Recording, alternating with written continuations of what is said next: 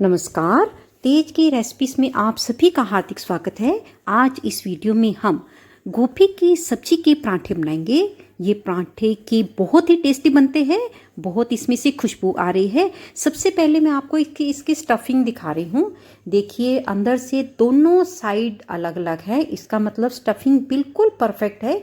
अगर स्टफिंग कम होती है तो ये दोनों परतें आपस में जुड़ जाती हैं, जो खाने में बिल्कुल भी टेस्टी नहीं लगती।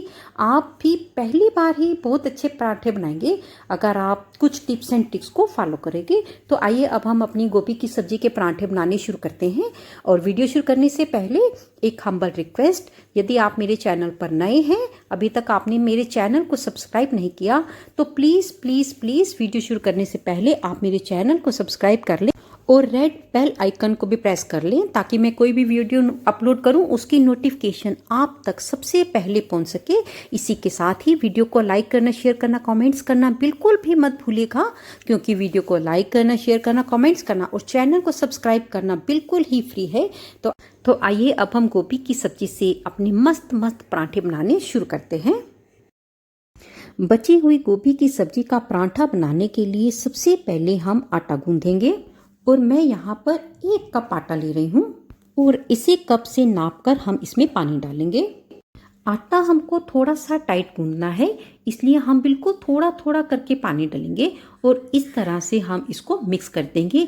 एकदम से इकट्ठा पानी नहीं डालना, वरना हमारा आटा पतला हो जाएगा। बस थोड़ा सा पानी डालेंगे और आटे को इसी तरह से हम मिक्स करते रहेंगे। क्योंकि हमने आटे को थोड़ा सा टाइट गूंदना है, इसलिए पानी थोड़ा थोड़ा करके डालेंगे। यदि हम एक ही बार थोड़ा सा पानी ज़्यादा डाल देंगे तो हमारा आटा पतला हो जाएगा, जिसकी वजह से हमारी बनी हुई गोभी की सब्जी का पराठा नहीं बनेगी। बस इसी तरीके से हमने अपने आटे को हल्का सा टाइट गूंद कर तैयार कर लिया है। और इतना आटा गूंदने में 1/4 कप से भी कम पानी का इस्तेमाल हुआ है। अब हम आटे को ढककर 20 से 25 मिनट के लिए साइड पर सेट होने के लिए रख देंगे। जब तक हमारा आटा सेट हो रहा है, तब तक हम अपनी गोभी को तैयार कर लेंगे। बची हुई गोभी की सब्जी को हम चिल्ली कटर में डालकर बिल्कुल मैश कर लेंगे। यदि आपके पास चिल्ली कटर ना हो तो आप पोटैटो मैशर के साथ भी मैश कर सकते हैं, और यदि पोटैटो मैशर भी नहीं है तो आप चम्मच की उल्टी साइड से भी इसको दबा दबा कर मैश कर सकते हो। सब्जी को हम चिल्ली कटर में डालकर और गोल गोल घुमाकर बस इसको हम मैश कर लेंगे। यहाँ पर हमने अपनी सारी सब्जी को मैश कर लिया है। अब हम इसे एक बाउल में शिफ्ट कर देंगे। गोभी हमारी बिल्कुल इसी तरह से मैश होनी चाहिए। यदि हमारी गोभी मोटी मोटी होगी तो हमारी गोभी के पराठे बेले नहीं जाएंगे, फटते रहेंगे। और इसी के साथ अब हम इसमें मसाले कितने डालें, ये निर्भर करता है हमारी गोभी के टेस्ट पर। अगर हमारी गोभी पहले से ही चटपटी है तो हमको इसके अंदर कुछ भी मसाले नहीं डालने। अगर आपको लगता है मसाले कम है तो आप उसी के हिसाब से इसमें थोड़े से मसाले और डाल लें। मैं यहाँ पर 1/4 चम्मच, बिल्कुल छोटे वाला चम्मच है, नमक डाल रही हूँ। और नमक डालकर इसको मैं अच्छे से मिक्स कर दूंगी। और आप देख सकते हैं मेरी गोभी एकदम से स्मूथ है और इसमें बिल्कुल भी पानी नहीं है। अगर पानी भी होगा ना तो भी हमारी रोटी नहीं बनेगी। इसी के साथ ही चिल्ली कटर में मैंने डंठल को बिल्कुल नहीं डाला, सारे डंठल को मैंने अलग कर दिया है, क्योंकि डंठल जो है ना चिल्ली कटर में भी मैश नहीं होते। गोभी हमारी तैयार है। अब हम अपना आटा चेक कर रहे हैं। यहाँ पर आटा हमारा दिखने में ही लग रहा है अच्छे से सेट हो गया है। हल्का सा टाइट आटा गूंथकर तैयार हुआ है। अब हम इसे 1-2 बार उलट पुलट करके इसी तरह से फिर से अपने आटे को थोड़ा सा और चिकना कर लेंगे। अब हम सबसे पहले इसका एक पेड़ा बनाएंगे। और पेड़े बनाने के लिए आटा हमने उतना ही लेना है जितना हम एक रोटी के लिए आटा लेते हैं। पेड़े के लिए आटा लेने से पहले हथेली के ऊपर हल्का सा घी लगाकर फैला देंगे और बस उतना ही आटा लेंगे जितना हम अपनी एक रोटी के लिए लेते हैं। और इस पेड़े के आटे को हम बराबर 2 भागों में बांट लेंगे और दोनों भागों का हम अलग अलग पेड़ा बना लेंगे। यहाँ पर मैं एक बात बतानी भूल गई, पेड़े करने से पहले हम तवे को गैस पर मीडियम फ्लेम पर रख देंगे, ताकि जब हमारी रोटी बिलकर तैयार हो तो तवा हमारा गर्म हो। यहाँ पर हमने अपने दोनों पेड़े बनाकर तैयार कर लिए हैं। अब हम इसको बेलेंगे। एक पेड़े को सूखे आटे में अच्छे से लपेट लेंगे और इसको हम बेलने की मदद से थोड़ा थोड़ा बेलते हुए एक बिल्कुल पतली सी रोटी के आकार में बेल लेंगे। ये हल्का सा जोर लेगी क्योंकि हमारा आटा जो है वो टाइट है। और इसी स्टेज पर हम अपनी रोटी को बिल्कुल बड़ा बेल लेंगे, क्योंकि इसके बाद हमने अपनी रोटी को ज़्यादा बड़ा बेलना नहीं है।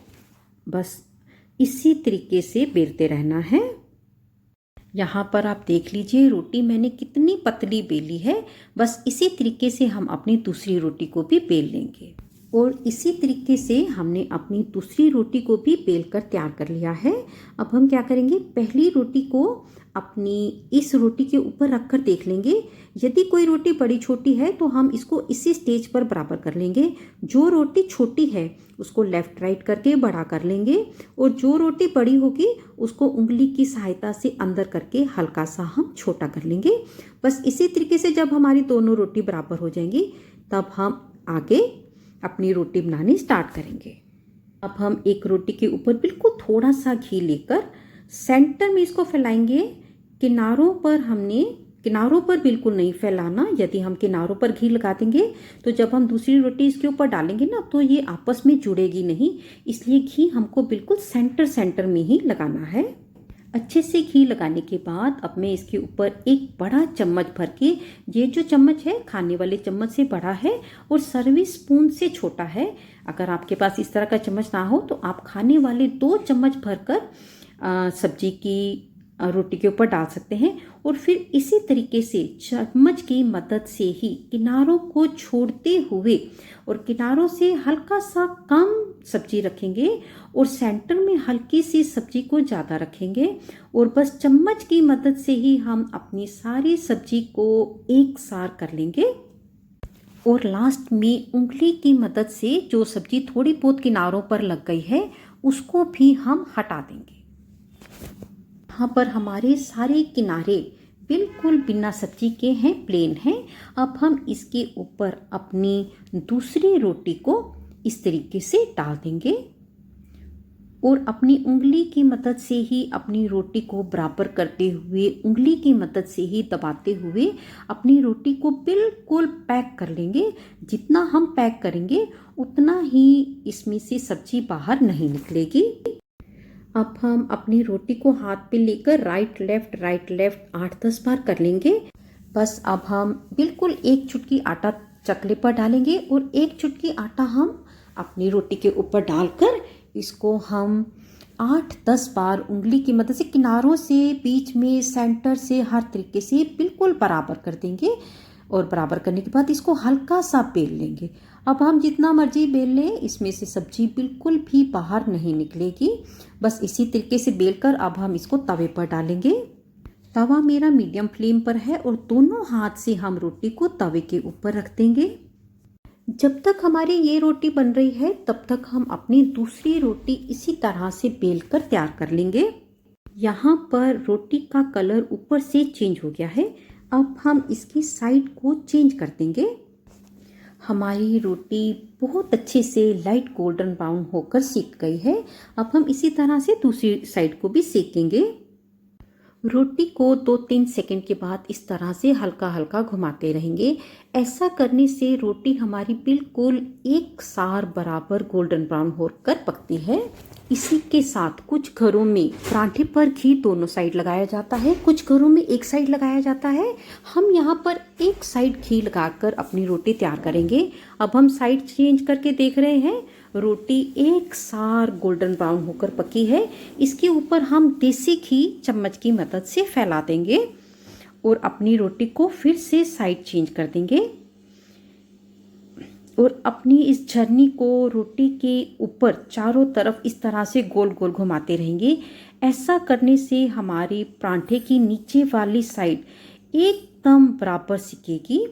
अब मैं आपको चेंज करके दिखा रही हूँ, देख लीजिए रोटी एकदम से बराबर गोल्डन ब्राउन हुई है। अब हम इस साइड पे झरनी को रोटी के ऊपर गोल गोल घुमाएंगे तो हमारी रोटी नीचे की तरफ से भी बिल्कुल एक साथ गोल्डन ब्राउन होगी। इसी के साथ यदि आप रोटी नरम खाना पसंद करते हो तो थोड़ी कच्ची रोटी पर घी लगा दीजिए, रोटी पराठा नरम बनेगा। अब मैं साइड चेंज करके दिखा रही हूँ। ये साइड भी हमारी बिल्कुल एक सार बराबर गोल्डन ब्राउन हुई है। और अगर आप रोटी को बहुत ज़्यादा रड़ा हुआ खाना पसंद करते हो तो ज़्यादा गोल्डन ब्राउन होने के बाद आप घी लगाइए, आपकी रोटी क्रिस्पी ज़्यादा बनेगी। बस अब हमारा पराठा बनकर तैयार हो गया है। अब हम इसको सर्व करेंगे और इसी तरह से हम अपने बाकी के भी सारे पराठे बनाकर तैयार कर लेंगे।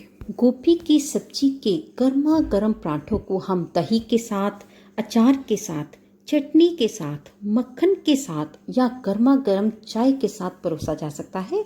इस समय हम इसको दही के साथ परोस रहे हैं। गोभी के गर्मा गर्म पराठों से बहुत बढ़िया वाली खुशबू आ रही है। पराठे एकदम से बढ़िया सॉफ्ट भी बने हैं और क्रिस्पी भी बने हैं। यहाँ पर मैं आपको एक पराठे में गोभी की स्टफिंग दिखा रही हूँ और आप देखिए दोनों लेयर बिल्कुल अलग अलग हैं। इसका मतलब स्टफिंग बिल्कुल ठीक है। अगर स्टफिंग कम होगी तो ये दोनों लेयर अलग अलग नहीं होंगी। आप एक बार इस तरीके से गोभी के पराठे जरूर ट्राई कीजिएगा। आपको मेरा ये वीडियो कैसा लगा, बताने का तरीका कैसा लगा, आपके गोभी के पराठे बनकर कैसे लगे, आपको कैसे लगे, प्लीज़ प्लीज़ प्लीज़ मुझे कमेंट बॉक्स में लिखकर ज़रूर बताइएगा। जल्दी ही मिलेंगे एक और वीडियो के साथ। तब तक के लिए देखते रहिए तेज की रेसिपीज़। नमस्कार, धन्यवाद।